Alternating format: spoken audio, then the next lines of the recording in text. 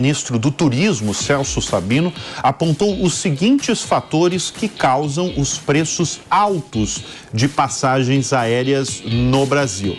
Primeiro, os valores dos combustíveis, depois os tributos e as ações judiciais e também a baixa competitividade. As declarações foram feitas durante a participação em audiência pública na Comissão de Fiscalização Financeira da Câmara. Segundo dados da Agência Nacional de Aviação Civil, o preço médio das viagens nacionais entre janeiro e março foi o maior para o primeiro trimestre em mais de uma década. Você sabe que esse é um assunto que eu falo direto aí no meu programa no Business aqui da Jovem Pan News. Justamente, a gente volta daqui a pouco com o pessoal da rádio, viu? Mas aqui na televisão a gente segue. Esse é um assunto recorrente, porque as pessoas realmente reclamam muito que as passagens estão muito caras. Estão caras. Estão. Esses dias eu recebi, faz menos de um mês eu recebi o John Rodgerson, que é o CEO da Azul. Eu perguntei, a primeira pergunta que eu fiz para ele, quando vai abaixar a passagem aérea? Porque você vê trechos aí, eu acabei de ler aí um trecho São Paulo, Rio de Janeiro, você vê às vezes se você entrar eventualmente, você vê tarifas a R$3.000. Você vê determinado São Paulo a Brasília, trechos maiores, com preços maiores às vezes do que uma viagem internacional. Isso que o ministro do Turismo falou é correto, porque o preço do combustível para a aviação, cara, é mais de um terço, é quase metade aí do preço, do custo aí das passagens aéreas. Agora, vocês acham que vocês, na verdade, estão otimistas assim? Vocês acham que pode, enfim, cair esse preço alto aí das passagens aéreas? Ou a gente vai viver aí durante muito tempo com essa alta aí nas passagens aéreas? O PP acha que vai baixar porque o governo vai subsidiar. Vai pagar. O governo vai pagar metade. Não, mas você é um capitalista humanista, né? Humanizar o capitalismo. Tem que humanizar o capitalismo. Com essa humanização do capitalismo, a passagem aérea, será que vai abaixar? Ô Bruno, na minha opinião, claro, não dá para a gente negar a economia, né? A economia é um problema, né? Os preços do combustível estão altos, isso reflete no preço da passagem. Mas há também um certo abuso das empresas aéreas. Eu vou te falar o que aconteceu comigo, né? Eu tinha que ir para o Rio de Janeiro do dia para o outro, né? E a passagem estava R$3.000, né? Eu liguei para um amigo meu que morava em Londres, falei, dá para você comprar passagem para mim aí? Ele comprou por $200, ou seja, menos de R$800 na época, né?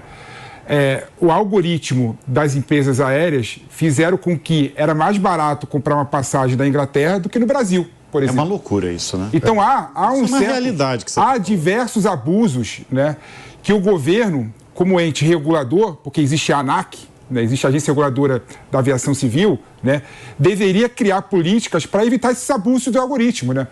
Então eu acho realmente que a questão da passagem aérea, o custo de viajar é alto, mas também não dá para colocar a culpa só na economia, não. E o governo tem que ser utilizado como um indutor de desenvolvimento do setor e criar políticas públicas eficientes para reduzir o preço. Porque reduzindo o preço da passagem, mas como é que o governo vai reduzir o preço da passagem aérea? Por aí, por exemplo. Porque você tem realmente... o próprio ministro do Turismo, o Sabino, ele falou da questão da baixa competitividade, e do preço do combustível. Cara, o governo precisa atuar, mas isso é engraçado. Para melhorar a competitividade do setor. Mas o que vem primeiro? A demanda ou a competitividade ou as empresas? Essa é a discussão. Tem uma solução para isso, viu, Bruno? Ovo ou a galinha? Você que é do business aí, tem uma solução. Qual que é a solução? A solução é um negócio que está sendo discutido, inclusive no Congresso, na Comissão de Transição Energética, que é um combustível novo que se tem para a aviação, que é o combustível sustentável. Isso é 10 combustível anos, da aviação sustentável. Que seja, mas é um caminho. Fala agora. Tudo bem, mas deixa eu explicar, Pepe. Agora. Deixa eu explicar. Fala, Coba. o combustível sustentável da aviação, que reduz 75% a emissão de carbono. Ou seja, a empresa aérea vai poder vender o crédito de carbono e lucrar com isso a ponto de ter um negócio mais viável para baixar o preço das passagens. Porque ele não lucra só com a venda da passagem, ele lucra também com a venda do crédito de carbono. Então isso pode mudar o cenário. Eu tô porque isso tá com uma fixação crédito de carbono toda hora, mano. É claro. Vai demorar ainda. Mas é um grande potencial. Mas é o futuro do Brasil, meu amigo. Eu tô falando do problema atual, o problema agora. Então, mas a gente vai atacar o problema agora. Você sabia que o Brasil, ó, você está falando aí, criticando. Ó, a gente tem... Pessoal, vamos voltar com o pessoal, vamos receber o pessoal que tá vindo da rádio e a gente tá discutindo aí sobre a alta do preço nas passagens aéreas, que é uma realidade do brasileiro há um bom tempo, mas esse ano de 2023, pelo menos, é uma constante aí. Você vê trechos aí caríssimos e tem essa última declaração do ministro do Turismo, Celso Sabino, dizendo que a alta do preço é pela baixa competitividade e também de outros fatores aí, como o preço do combustível, algo que o Monteiro acha que não. Que o governo aí pode... Eu quero saber como Diz que é capitalista ainda. Como o governo vai abaixar o preço da passagem aérea das companhias aéreas. Não, mas eu coloquei aqui uma das formas, por exemplo. Se eu compro uma passagem aérea para ir do Rio a São Paulo de Londres, é mais barato que eu comprar passagem agora.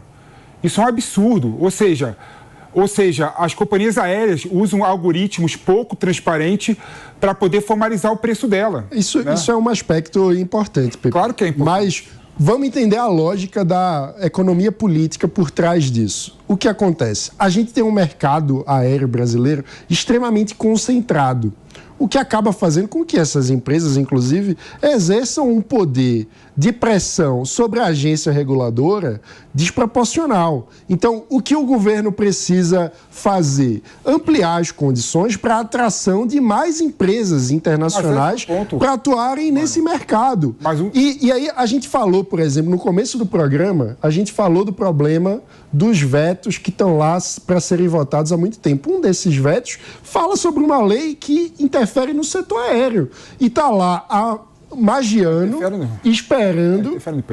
esperando a aprovação, a análise do veto pelo Congresso, o que quer dizer uma insegurança jurídica. É a bagagem gratuita, né? Que é a questão da bagagem gratuita. Mas olha só o ponto. Um dos elementos é o Brasil precisa simplificar o modelo regulatório do setor e trazer segurança jurídica para aqueles que desejam atuar, inclusive com modelos de preço mais baixo, as chamadas low cost, com menos obrigações de serviço, para que haja uma indução de maior competição no setor. Esse é o principal aspecto da atuação do governo. Você vê como é que é engraçado. O que o Mano defende? O Mano defende que o governo deveria criar ambiente regulatório suficiente para mais empresas virem para o Brasil. Sim. E mais empresas vindo para o Brasil irá reduzir automaticamente o preço das passagens, porque vai ter mais competição. Exato. O que eu estou colocando? Uma das formas de induzir as empresas a virem para o Brasil é aumentar a demanda. Porque no Brasil... A demanda já é enorme. Não, a demanda é pouca. Ninguém está viajando no Brasil porque o preço da passagem está cara. Mas você reduzindo...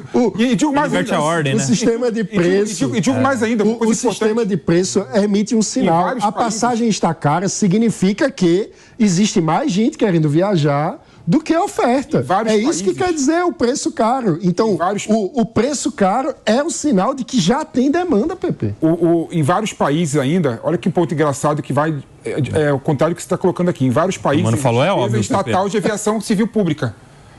A Bolívia, por exemplo, existe. A TAP, por exemplo, era uma empresa... Você não está querendo trazer a Bolívia como referência aqui, né? Portugal, cara. Portugal. Meu Deus. Não, mas é um exemplo. Porque lá... Não vem com estatal mais. Agora não é que o Brasil vai ver... pagar a conta. Não vem com estatal. Não é que o Brasil vai virar o quê? Quando uma empresa... Não é que o Brasil vai virar a Venezuela. O Brasil vai virar a Bolívia agora. Meu Deus do céu. Cara, a Venezuela é a terceira maior economia da América Latina. Não dá, você fala com desconhecimento sobre a realidade da América Latina como um todo. O Brasil tem estatal Para de colocar a Venezuela toda hora no debate como uma forma de agora é querer ganhar like. O Venezuela. O Venezuela. Toda hora. Para com isso, cara. A gente precisa virar a página dessa visão ideológica que coloca o Estado como solução Inglaterra de gestor direto. Inglaterra, o Estado é um péssimo gestor de Inglaterra. Esse é o ponto. Inglaterra tinha empresa estatal. O Estado, ele não péssimo tem o que fazer. Eu estou falando nessa discussão que a gente está tendo. Eu não agora, sou a favor setor aéreo.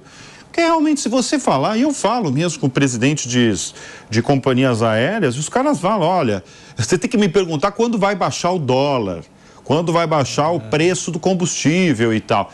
Isso que o Koba levantou aí do combustível sustentável, realmente pode... E tem um detalhe. Eu concordo também, mais pra frente. Só que tem um detalhe. Deixa eu falar sobre isso. Não é tanto assim, não é tanto 10... Sabe por que não é tanto? Porque a média... Vai ter combustível de vento, né? A média mundial... Olha ele falando combustível de vento. Vai estocar vento. Estocar vento. A média mundial é de 15% de energia sustentável. No Brasil é 48%. Carbono, cara. Ou seja, não estou falando de energia sustentável. Sim. Na média mundial está em 15%, no Brasil está em 48%. Ou seja, a gente está muito na frente nessa questão. Isso não é é tão daqui 30 anos, não, o PP. Ele está muito atrás. O PP nunca viu uma plantação de cana-de-açúcar, meu amigo. Aqui a gente tem biocombustível em riqueza no Brasil. Várias vezes. Não, mas quer dizer, Brasil... Mas um ponto interessante é a questão do dólar, por exemplo.